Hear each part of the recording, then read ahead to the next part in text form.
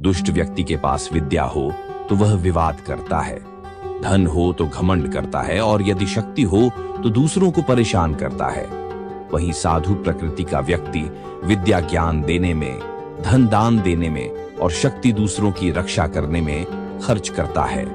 नमस्कार दोस्तों, सुरभोग चैनल में आपका दिल से स्वागत है। कहानी में आगे बढ़ने से पहले आपसे गुजारिश है कि वीडियो को लाइक करके चैनल को सब्सक्राइब करना ना भूलिएगा।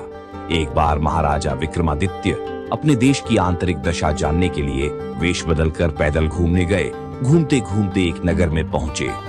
वहां का रास्ता उन्हें मालूम ना था। राजा रास्ता पूछने के लिए किसी व्यक्ति की तलाश में आगे बढ़े।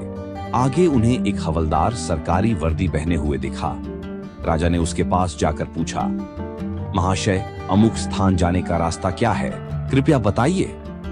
हवलदार ने अकड़ कर कहा, मूर्ख, तू देखता नहीं, मैं हाकिम हूं। मेरा काम रास्ता बताना नहीं है, चल हट किसी दूसरे से पूछ। राजा ने नम्रता से पूछा, महोदय, यदि सरकारी आदमी भी किसी यात्री को रास्ता बता दे तो कोई हर्ज तो नहीं है?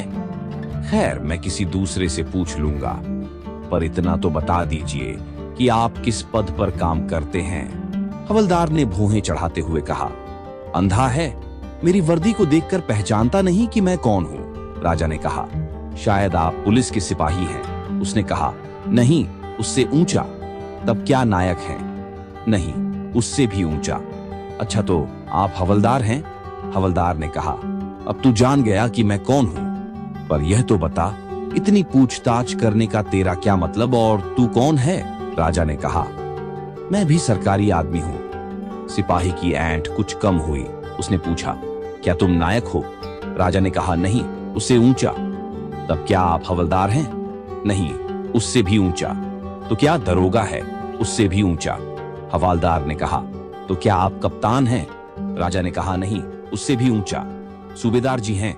नहीं, उससे भी ऊंचा।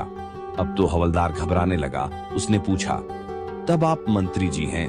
राजा ने कहा, भाई, बस एक सीढ़ी और बाकी रह गई है। सिपाही ने गौर से देखा तो शादी पोशाक में महाराजा विक्रमादित्य सामने खड़े हैं। हवलदार के होश उड़ गए।